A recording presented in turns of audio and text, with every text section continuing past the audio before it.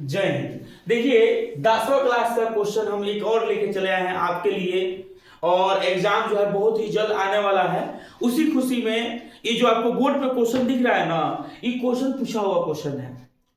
और देखिए आपको हम क्या बताए थे, आपको क्वेश्चन बहुत छोटा दिख रहा होगा लेकिन बड़ी बड़का है ना, होता है छोटा बम बड़ा धमाका।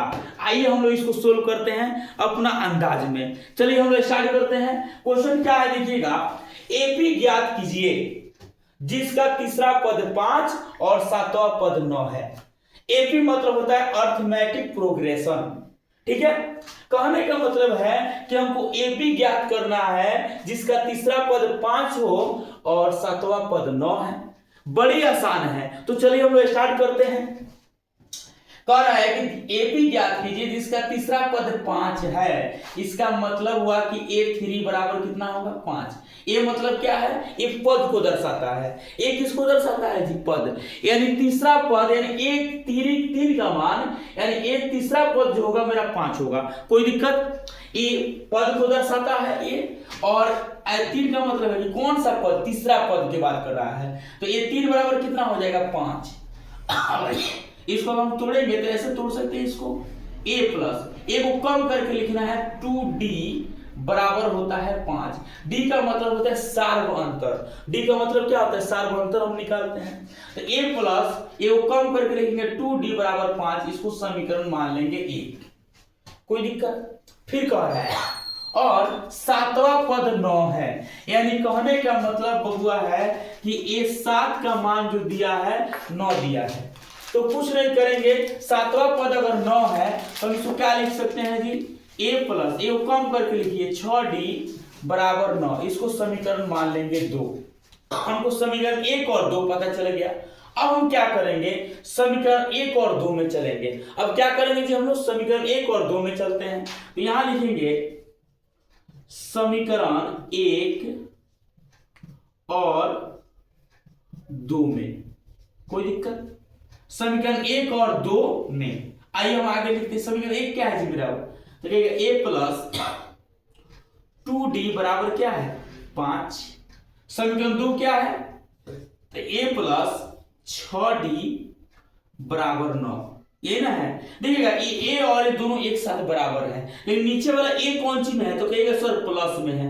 तो कुछ नहीं करना है, समीकरण 1 और 2 में से 2 में को समीकरण 1 और 2 में को घटाने पर, समीकरण 1 में से 2 को घटाने पर लिखते हैं, ऐसे अच्छा लगेगा। इसको क्या लिख सकते हैं, समीकरण 1 में से 2 को क्या करने पर, 2 को घटाने पर।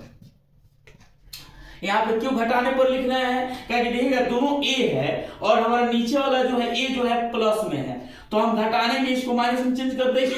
अब घटाने पर प्लस में तो क्या हो जाएगा, माइनस में हो जाएगा। ये प्लस में है तो माइनस में, ये प्लस में है तो माइनस में हो जाएगा। कोई दिक्कत। अभी ए से क्या हो जाएगा, खत्म। यानी प्लस में माइनस, प्लस माइनस माइनस होता है, खत्म हो गया, 0 हो जाएगा। देखिए प्लस माइनस माइनस, तो 6 को d में से 2 को d हटा दो, कितना हो जाएगा 4d हो जाएगा। और 4d क्यों होगा, किसमें होगा जी, क्योंकि माइनस वाला में से हम घटाए हैं, तो यहां हो जाएगा माइनस बराबर। अब देखिए ये ऊपर वाला प्लस में और नीचे वाला माइनस, प्लस माइनस माइनस होता है। अब 9 को में से 5 को घटाता कितना हो जाएगी, तो 4 हो जाएगी। और 4 कौन सी में हो, तो हम माइनस वाला में से घटाएंगे है ना, वो तो इधर एकदम माइनस। कोनो दिक्कत। आइए माइनस माइनस प्लस, और 4 जब d के साथ बा, एक मतलब कौन सी में बा, गुना में। एक उठा के वो बगल पटा के कौन सी में, भागा में। तो d बराबर 4/4 काट दो, कितना हो जाएगा 1। यानी d का मान कितना आ गया हमारा, 1 आ गया। कोई दिक्कत। अब d का मान जो है हम समीकरण 1 में रख देंगे, या समीकरण 2 में भी रख सकते हैं, इसमें कोई दिक्कत नहीं है। तो d का मान किस में रख देंगे, समीकरण 1 में रख देते हैं। यहां लिखते हैं d का मान समीकरण 1 में क्या करने पर, d का मान समीकरण 1 में रखने पर, यानी d का मान समीकरण 1 में हम क्या कर देंगे, उसको रख देंगे। तो समीकरण 1 क्या है जी मेरा, तो कहेगा सर a प्लस 2d बराबर क्या है 5 है। a है तो a का मान हमको दिया ही नहीं है, तो a के ये रहने देते हैं। 2 है तो 2, 2 और डी के बीच में कुछ नहीं तो क्या मानेंगे जी, गुना मान लेते हैं। यहाँ पे डी का मान कितना है, तो कहेंगे सर डी का मान 1 है तो इसके जगह पे हम 1 लिख देते हैं बराबर 5। आइए ए है तो ए, 2 में 1 से गुना करो क्या हो जाएगा, 2 हो जाएगा बराबर 5।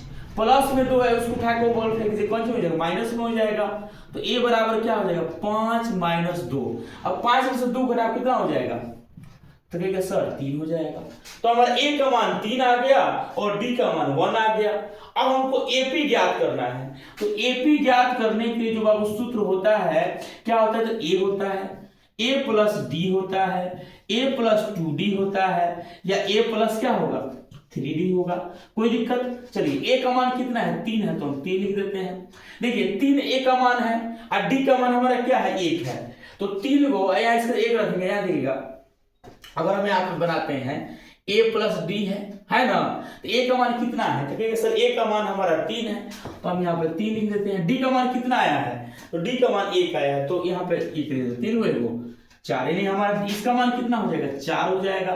a प्लस 2d है तो अब a प्लस 2d को ऐसे तोड़िए अलग, a प्लस 2d है ना, a का मान कितना है 3 है, 2 और d के बीच में कुछ नहीं गुना मानते हैं। d का मान कितना है जी, d का मान सर 1 है तो हम यहाँ पे लिख देते हैं 1, 2 में 1 से गुना करो 2 हो जाएगा, 2 में 1 से गुना करेंगे 2 होगा, यहाँ 2 लिखो, 3 2 5, यानी हमारा इसका मान कितना हो गया जी 5 हो गया। ऐसे ही आप इसका मान आप लोग निकाल सकते हैं। तो आशा करते हैं कि आपको ये समझ में आ गया होगा।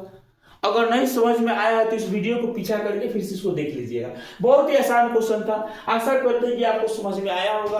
हमने बहुत बेहतर ढंग से इसको आपको समझा दिया। अगर ये आपको समझ में नहीं आ रहा है तो एक बार आप कमेंट बॉक्स में इसको आंसर जरूर दीजिएगा कि सर हमको समझ में नहीं आया है, तो फिर से इस वीडियो को बना करके यानी ऐसे ही क्वेश्चन दूसरा हम बना करके आपको जरूर डालेंगे। ठीक है, आशा करते हैं कि आपको समझ में आ गया होगा। फिर मिलते हैं हम लोग नेक्स्ट वीडियो के साथ। अभी के लिए जय हिंद।